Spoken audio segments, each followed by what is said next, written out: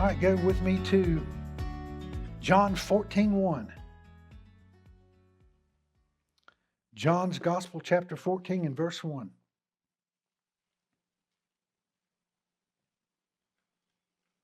Do not let your heart be troubled. Well, if I thought I was going to have to go through the mark of the beast, I would be troubled. If I thought I was going to have to be beheaded, I'd be troubled. But he said, don't let your heart be troubled. Believe in God, believe also in me. In my Father's house, there are many mansions. That is the Greek word mone, and it means a dwelling place. And I believe this is twofold, or the law of double reference. I believe there are actually mansions in heaven, buildings, houses. A lot of people have had near-death experiences. They've visited there and come back. Some of it even went to their house. So we're going to have a mansion there. You know, what's that song? Just build me a shack in the corner of glory. Not me. I don't want a shack. I'll take my mansion. But I also believe, if you look, this Greek word mone speaks of our position of who we are right now in and of Christ Jesus. How many of you know we're in the body? He's the head. We're the many-membered body. We have entered into a place He has prepared for us spiritually, and I also believe for our eternal existence. So he said, in my Father's house, there are many mansions. We talked about this when we talked about the Galilean wedding. Remember that from last week? If it were not so, I would have told you, for I go to prepare a place for you. If I go and prepare a place for you, I will come again and receive you. Receive you, that's where it's the same Greek word lambano that we get the word rapture from, caught up, taken up. I will receive you. It also means to snatch up. It means just to do it by force. Can you imagine the release of the power of God it's going to take to raise all the dead in Christ? Can you imagine that? To raise all of those bodies and to glorify them and to glorify each one of us and then snatch all of us out of the earth. Oh, what power it's going to take. But Father God has that kind of power.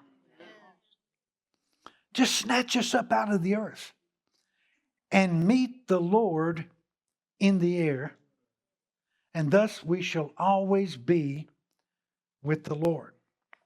And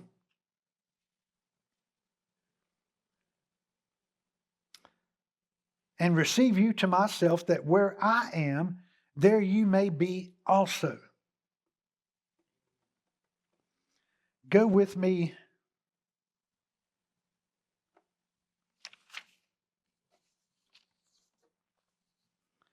Go to 2 Thessalonians chapter 2. We'll start reading in verse 1.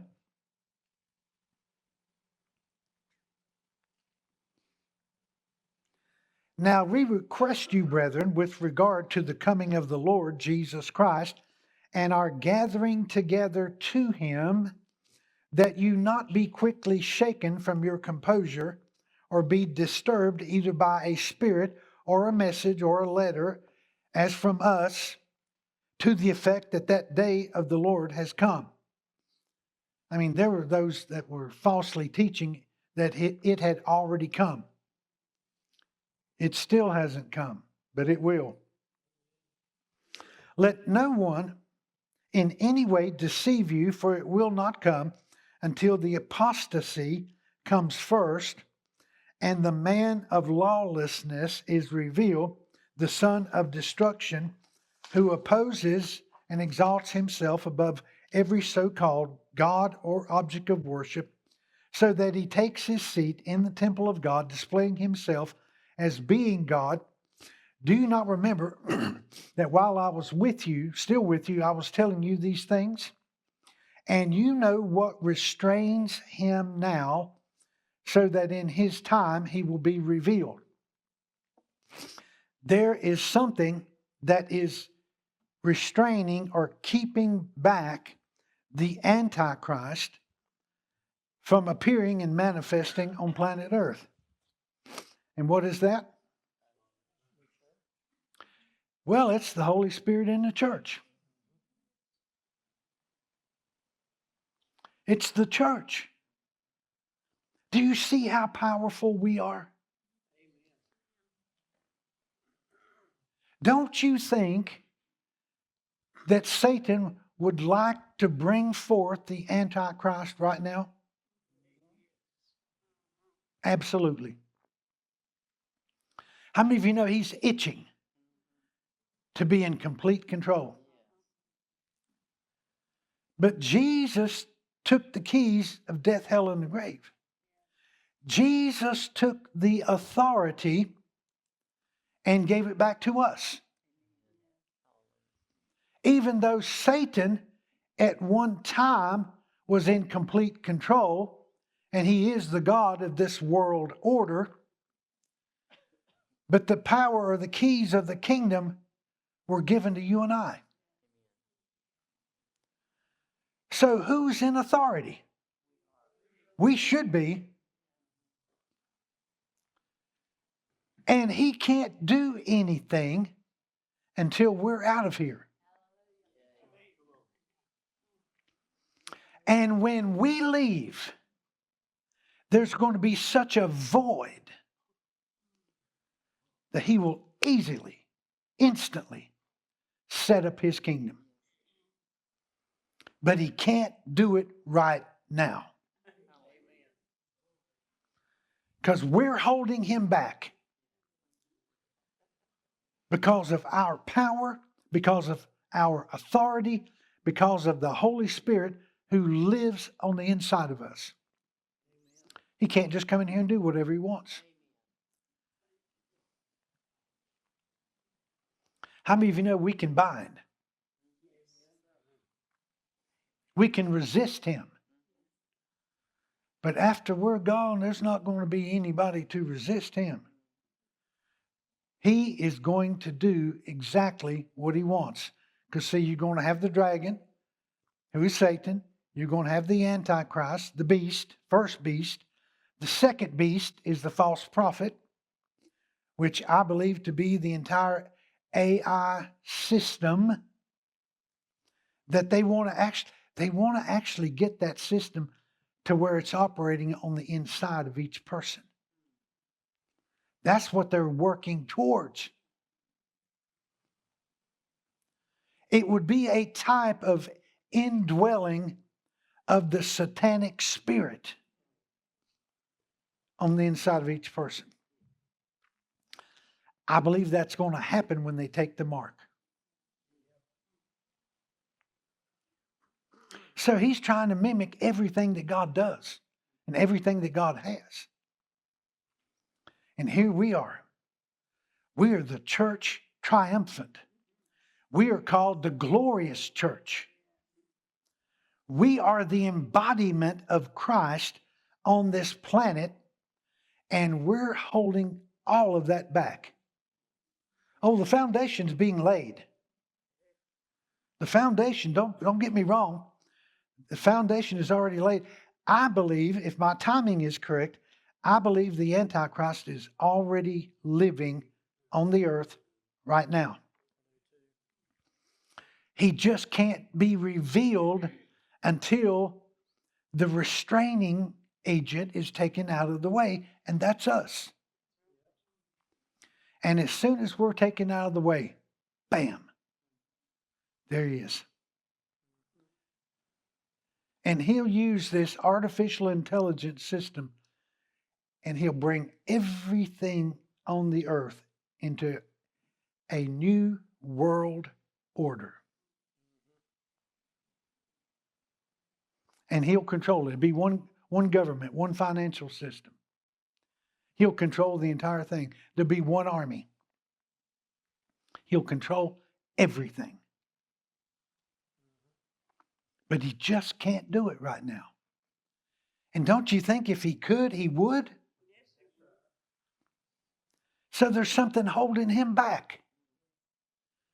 And it's the church of Jesus Christ. So that's just another proof of a pre-tribulation rapture. And once we're out here, man, things are going to get bad. Think things are challenging now? They're really going to be challenging when we're out of here and he's in complete control.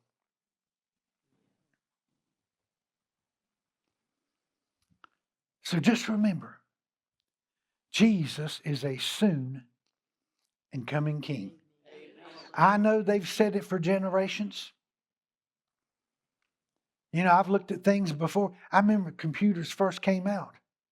You talking about knowledge abounding and increasing. I mean, you know, smartphones. Oh, that was wonderful, wasn't it? Do you see, eventually, through the AI system, everything's going to be monitored and operated through screens. And eventually, they'll get it in the body. It's a huge network. I remember a number of years ago, Elon Musk was coming out and warning everybody against the AI system. You remember that?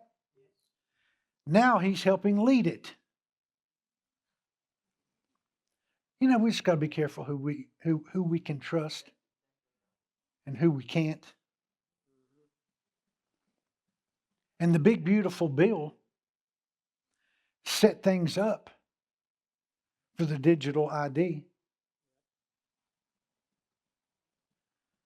Now, do I think our president did that on purpose? I don't think so, but I don't know. And let me say this. I voted for him 3 times, but he's not God. Amen. And some people, they think he is. He's not God. Neither is Elon Musk. And the enemy will use anybody he can to set up his new world order.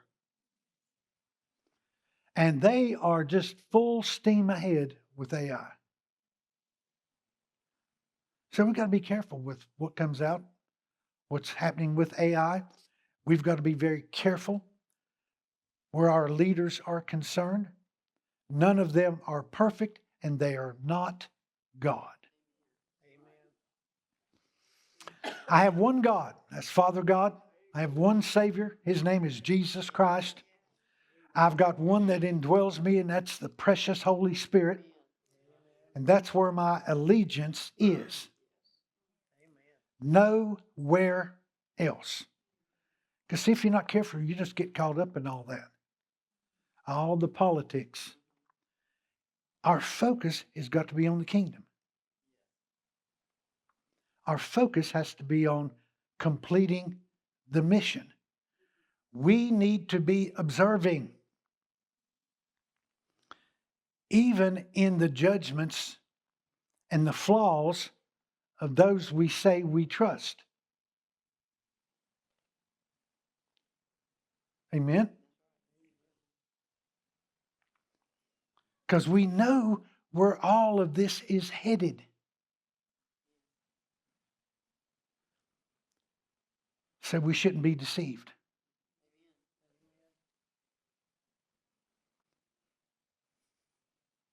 And I don't know about you.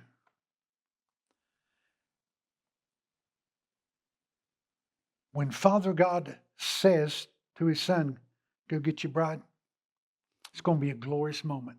Amen. And I believe it's coming soon. All right, let's stand.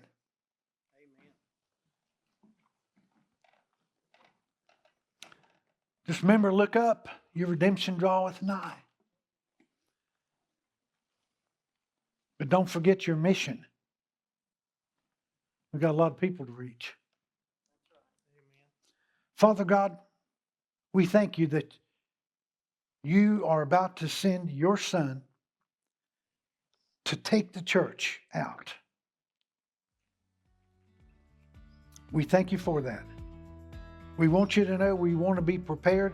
We want to fulfill our role in your great master plan before that is accomplished. And for that, we give you praise, glory, and honor in Jesus' name. Amen.